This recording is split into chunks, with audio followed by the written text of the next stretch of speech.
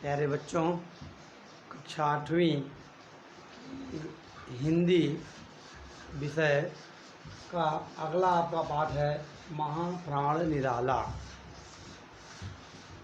पुस्तकों में कहीं कहीं इस पाठ का नाम दिया है दारागंज के वे दिन और कहीं कहीं पर दिया है महाप्राण निराला। दोनों पाठ का नाम भले अलग है, लेकिन दोनों ही पाठ के अंदर जो विवरण है, जो बातें आपको बताई गई हैं, वह एक ही है। अब हम आते हैं पाठ पर। महाप्राण निराला। महाप्राण शाब्दिक अर्थ को हम नहीं लेंगे, इसका एक दूसरा उपमान वाला अर्थ है या विषयांतर से अर्थ है। प्राण आप जानते हैं, हमारे आपके अंदर शरीर में जान है, प्राण है। और महाप्राण मतलब जो व्यक्ति दिल का बहुत बड़ा हो, जिसके दिल में खास करके गरीबों, निर्बलों और असहायों के प्रति सद्भावना हो, पीड़ा हो और उपकार की भावना हो।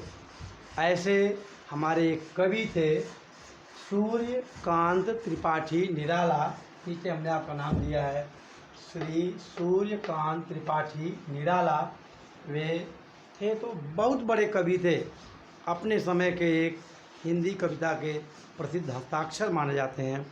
लेकिन आपको इस पाठ में जो निराला जी के बारे में उनके चरित्र की कुछ बहुत ही महत्वपूर्ण बातें लेखिका ने इस पाठ में लिखा है। पाठ की लेखिका हैं पुष्पा भारती, ये भी हिंदी साहित्य की प्रसिद्ध लेखिका हैं। इस पाठ में लेखिका ने एक संस्मरण का स्वरूप दिया है। संस्मरण भाषा की एक विधा है।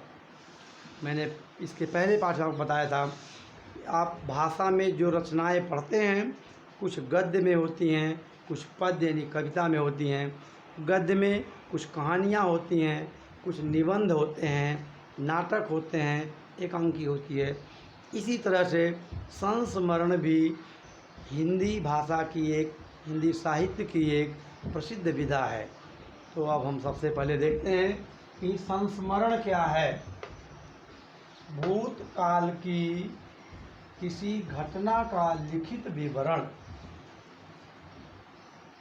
किसी लेखक ने, किसी कहानीकार ने, किसी निबंधकार ने अपने जीवन में जो कोई घटना उनके जीवन में बीत चुकी है, ऐसे किसी अतीत की घटना को, भूतकाल की घटना को अगर लेखक ने लिपिबद्ध किया है, लिखित स्वरूप में रखा है हमारे आपके सामने, तो वह एक संस्मरण है। थोड़ा सा हम विषयांतर हो रहे हैं। आप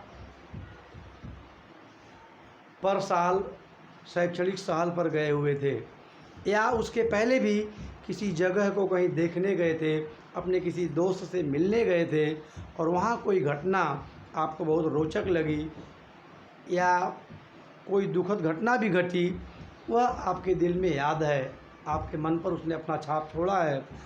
आज आप उसको अगर लिखते हैं, अपनी पुस्तिका में लिखकर कहीं रखते हैं, तो जो लिखी हुई बातें आपकी हैं उसे भी हम संस्मरण कहते हैं। मूल शब्द है स्मरण।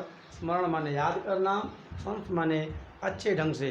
तो भूतकाल की किसी घटना को अच्छे तरह से याद करके और फिर उसको व्यवस्थित ढंग से लिखित स्वरूप दे दिया गया, लिख दिया गया, तो उसे हम संस्मरण कहते हैं। इस पाठ में भी लेखिका ने निराला जी के साथ उनकी एक मुलाकात थी और उस मुलाकात में क्या हुआ, दोनों जन मिले, कैसी बातें हुई और क्या हुआ, उस एक उन्होंने अपनी याददाश्त को लिपिबद्ध करके इस पाठ में दिया है। इसलिए आपका यह जो पाठ है यह एक संस्मरण है। अब संक्षिप्त में ज़रा हम देखना चाहेंगे कि निराला जी थे कौन। निराला जी का जन्म सन 1935 ईस्वी में मुरादाबाद एक शहर है उत्तर प्रदेश राज्य में, अब वह ज़िला भी है। उत्तर प्रदेश के मुरादाबाद नामक स्थान पर उनका निराला जी का जन्म हुआ था। निराला जी बहुत ही सामान्य परिवार में थे, या यूँ कहें संपन्नता उनके परिवार से बहुत दूर थी। बड़ी ही गरीबी की हालत में उनका जीवन बीता था। इसीलिए उन्होंने गरीबी और गरीबों को बहुत नज़दीक से देखा था। उनके प्रति उनके मन में बहुत ही सहानुभूति थी, संवेदना थी, और उसी का परिणाम हुआ कि शिक्षा प्राप्त करने के बाद निराला जी अब लेखन की दुनिया में आए, कुछ लिखने लगे, तो उनके साहित्य में गरीबी, गरीब, दलित, उत्पीड़ित लोगों का बहुत ही असर पड़ा। निराला जी की प्रमुख कृतियाँ जो उनकी रचना है, उसमें से प्रेम प्याला जिन पिया, भाषा को राजस्थानी भाषा का पुट है। हम इसका अर्थ इस तरह देख सकते हैं कि जिन लोगों ने प्रेम का प्याला पिया हो। प्रेम प्याला जिन पिया पहली रचना। रोचक राजनीति, हमारे देश की जो राजनीति है उस पर भी निराला जी की गहरी पकड़ थी, और उन्होंने इस राजनीति की कुछ बुराइयों को इंगित करते हुए रोचक राजनीति नाम से एक पुस्तक लिखी है। सरद संवाद दूसरी उनकी रचना है।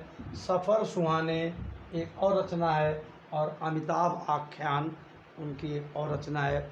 ये कुछ प्रमुख रचनाएं हम आपके सामने यहाँ रखे हैं। इसके पहले शुरुआत में उन्होंने कुछ पत्रिकाओं का संपादन किया, एक दुनिया बच्चों की, और उस पत्रिका के बाद फिर स्वतंत्र लेखन कार्य में आ गए।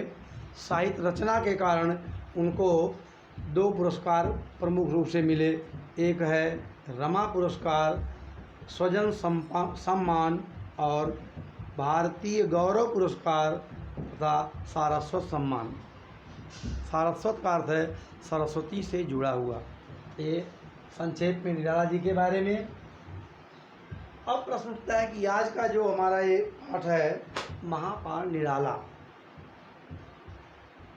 लेखक के साथ निराला जी के साथ इस पाठ की लेखिका की जो मुलाकात थी, उसको उन्होंने याद करके लिख करके एक पुस्तक में संपादित किया, और वहाँ से यह रचना आपके पास आई है। इसका कारण यह है कि निराला जी के बारे में लेखिका ने, पुष्पा भारती जी ने जो बातें बताई है, उसको हम पढ़ें, समझें, और उसमें से जो निराला जी के चरित्र की, उनके व्यक्तित्व की जो बहुत ही गंभीर बातें हैं, जो विशेषताएं हैं, उनको हम आत्मसात कर सकें, उनका पालन कर सकें, और अपने जीवन में निराला जी की विशेषताओं को हम उतार सकें। इसी के साथ आज का यह वीडियो मैं ही समाप्त करता हूँ। धन्यवाद।